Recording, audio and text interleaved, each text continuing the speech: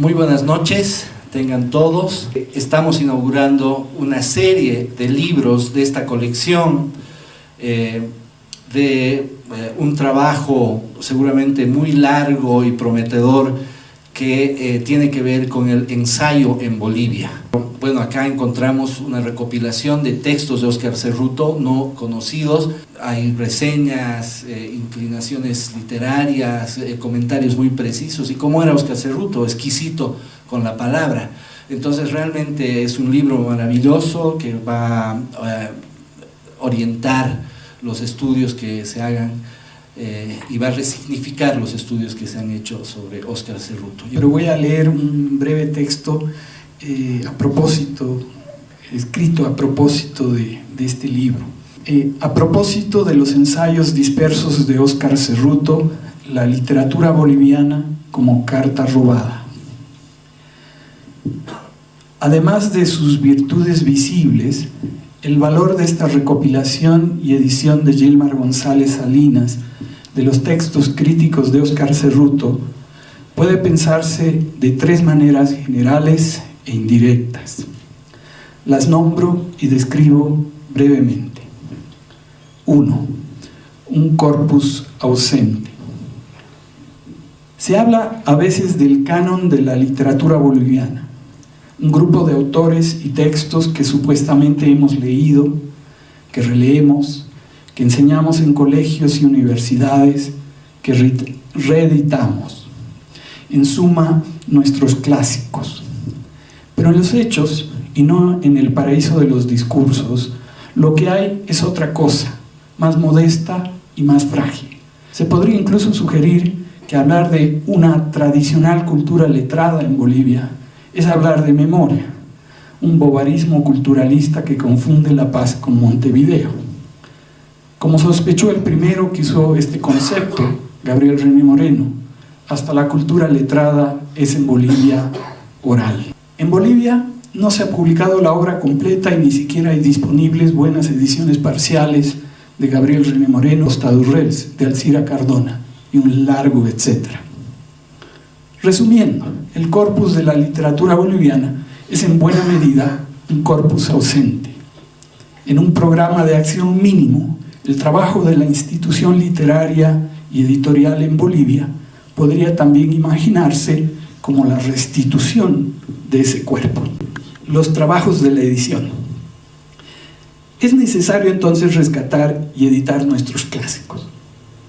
Esa tarea en Bolivia ha dependido en gran medida de iniciativas personales y privadas. La publicación de artículos crítica apuntes de Cerruto inaugura además una nueva colección editorial de la carrera de literatura, el ensayo en Bolivia. El próximo título de la misma colección rescatará 3 textos inéditos y juveniles de un grupo literario de principios del siglo XX, Palabras Libres. 3. Hacia una reforma de la cultura letrada. Hay varias tendencias preocupantes en la frágil y escasa institución literaria boliviana. A ratos uno tiene la impresión de que estamos más interesados en ofrecer nuestra interpretación, otra más, que en la restitución y transmisión de los textos que interpretamos. O de que el pasado letrado boliviano, incluso el inmediato, en tanto corpus ausente, nos interesa menos que los mitos orales construidos alrededor de unos pocos autores. O de que cual cherry de esta triste torta, últimamente se nos ha dado por descubrir cosas que ya estaban descubiertas y que solo son descubrimientos para nuestra falta de lecturas e información. O de que en relación a nuestra tradición literaria, a veces nos interesa más parecer inteligentes que leer y pensar. Frente a estas tendencias, quizás sea una buena idea empezar por lo primero: encontrar nuestra literatura, publicarla, leerla. Gracias. Realmente breve y tiene que ver con la información de lo que es el libro sobre la obra completa. Lo que aún falta para tener publicada la obra completa de Óscar Cerruto es su teatro. Desde el inicio de su actividad como escritor, en los años 20 del siglo pasado, Cerruto fue publicando en diversos medios y en diversos países, y a veces lo hacía utilizando seudónimos. Es seguro, por tanto, que en el futuro aparezcan nuevos escritos. Sobre la recopilación y selección, una categoría amplia de la recopilación ha sido la de prosa crítica. Existen escritos no firmados, algunos editoriales en los 15 primeros números de Bandera Roja, por ejemplo. Sobre los escritos póstumos, la pauta ha sido la fiabilidad del medio en el que se publican. De manera fortuita, en el año 2014, se hallaron escritos que el autor había dejado en un ropero clausurado en su antigua casa de Sopocachi. No todos eran inéditos ni de prosa crítica, y algunos estaban en plena construcción. Los 5 de nuestra edición están acabados y corregidos por el propio autor. Sin embargo, queda la duda de que quizás estuvieran ya publicados y no hayamos podido encontrar la fuente.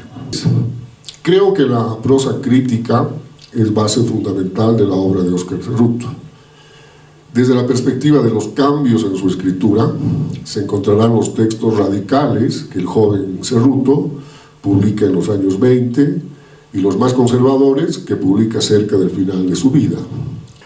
El libro que esta noche presentamos corrobora que Cerruto es, en nuestra tradición, uno de los pocos escritores en quienes la escritura, que de manera imprecisa llamamos creativa, entre comillas, es decir, la escritura de ficción y poesía, es inseparable de la crítica. Los escritos aquí reunidos muestran que a lo largo de 60 años, el poeta, el cuentista, el dramaturgo, el novelista, son inseparables del oficio del crítico de la literatura. Quizás esta sea otra de las razones de la importancia de la extraordinaria obra de Óscar Cerruto. Gracias.